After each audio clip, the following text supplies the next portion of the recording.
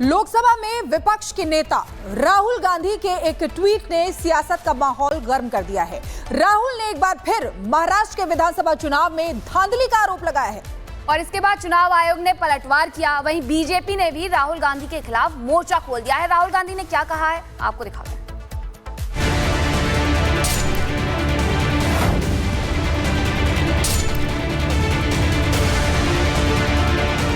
राहुल के दावे में दम या सिर्फ फैला रहे हैं भ्रम। मैच में हार के बाद रेफरी को कटघरे में खड़ा करना कमजोर खिलाड़ी की निशानी होती है और यही काम कांग्रेस नेता राहुल गांधी करते रहे हैं। हर चुनाव से पहले और हर चुनाव के बाद राहुल गांधी का यही फसाना होता है। चुनाव आयोग निशाने पर होता है। महाराष्ट्र विधानसभा चुनाव हारने के बाद कांग्रेस आत्मचिंतन करने के बदले चुनाव आयोग को ही अब कटघरे में खड़ा करना चाहती है। कटघरे में खड़ा करती रही है। महाराष्ट्र में सरकार नहीं बनाने की टीस कांग्रेस को इस कदर चुभ रही है कि राहुल गांधी भ्रम और हकीकत का अंतर भूल चुके हैं।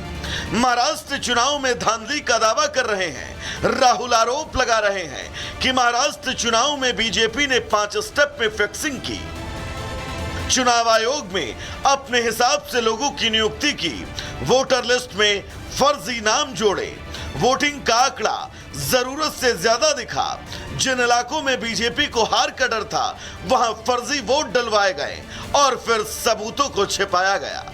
राहुल ने आरोप लगाते हुए कहा कि महाराष्ट्र की तरह ही मैच फिक्सिंग अगली बार बिहार में होगी, फिर किसी भी राज्य में जहां बीजेपी हारती दिख रही हो। राहुल के इस आरोप पर चुनाव आयोग ने भी पलटवार किया। चुनाव आयोग ने लिखा, चुनाव के फैसले पक्ष में नहीं आने के बाद ऐसे आरोप लगाना बेतुका है। 24 दिसंबर 2024 को ही कांग्रेस को भेजे अपने जवाब में सभी तथ्य सामने रखे थे जो चुनाव आयोग की वेबसाइट पर उपलब्ध हैं। ऐसा लगता है कि बार बार ऐसे मुद्दे उठाते हुए इन सभी तथ्यों को पूरी तरह से नजरअंदाज किया जा रहा है। वहीं चुनाव आयोग के बाद बीजेपी ने भी राहुल गांधी के खिलाफ मोर्चा खोला। बीजेपी अध्यक्ष नड्डा ने एक्स पर लिखा, राहुल गांधी का नया लेख, चुनाव दर चुनाव हारने की उनकी उदासी और हताशा के कारण फर्जी कहानियां गढ़ने का एक खाका है। धांधली का रोना रोते हैं राहुल गांधी। इन्हीं हरकतों से हारती है कांग्रेस। बीजेपी के साथ साथ उनके सहयोगी दलों ने भी राहुल पर सियासी तीर छोड़ने में कोई कसर नहीं छोड़ी।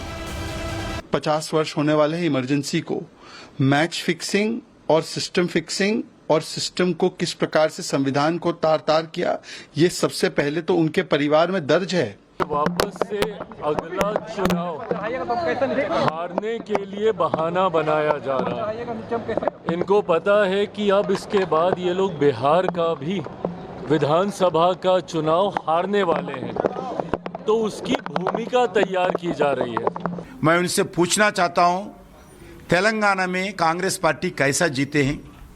तेलंगाना में भी कांग्रेस पार्टी माल प्रैक्टिस किया क्या? तेलंगाना में कांग्रेस पार्टी रिगिंग करके जीते क्या? राहुल गांधी देश के जनता को, तेलंगाना जनता को बताना चाहिए। बिहार चुनाव से पहले महाराष्ट्र चुनाव में धांधली का मुद्दा उठाकर राहुल गांधी दोनों हाथ में लड्डू रखना चाहते हैं। बिहार में कांग्रेस की स्थिति ऐसी नहीं है कि कांग्रेस अपने बूते पर सरकार बना ले। हारने की स्थिति में धांधली और ईवीएम को लेकर पहले से ही माहौल तैयार किया जा रहा है। राहुल गांधी के पास खोने के लिए कुछ नहीं है। इस नाम पर हवा खड़ा करने से स्थिति हो सकता है मजबूत हो। Bureau report, Republic Bharat. और ये पहली बार नहीं है, इससे पहले भी राहुल इसी तरीके की बेतुकी बातें करते रहे हैं। इसी पर बीजेपी प्रवक्ता अजय आलोक ने राहुल के लेख को उनकी हार की हताशा बताया है। सुनिए। लेख के जवाब भी इलेक्शन कमीशन दे चुका है, जो कि वेबसाइट पर उपलब्ध हैं। लेख पे सारी कांग्रेस पार्टी को सफाई दी जा चुकी है, जो कि वेबसाइट पे उपलब्ध हैं। उसके बावजूद एक निकृष्ट, नकारा, हताश, निराश व्यक्ति अपनी हार का ठिकरा दूसरे पे फोड़ने पे लगा हुआ है, जो कि जीवन में चुनाव नहीं जीत सकता है। 89 चुनाव हार के राहुल गांधी ज्ञान बांट रहे हैं। वो एक कहावत है ना, 900 चूहे खा के बिल्ली हज को चली। तमाम गलतियां करके ये अपने आप को ऐसा दिखाना चाह रहे हैं कि जैसे इनको चुनाव हरवाया जा रहा है। अरे भाई, आप हारे हुए व्यक्ति हैं, आप निकृष्ट हैं। और जितना बड़ा लेख उन्होंने लिखा है ना, मैं तो दावे के साथ कहता हूँ, चुनौती देता हूँ, 5 एडिटर अपने मन के बैठा लें, 5 लाइन हिंदी वो लोग बोलेंगे, 5 लाइन हिंदी लिख के दिखा दें। उधार की राजनीति के जनक हैं राहुल गांधी।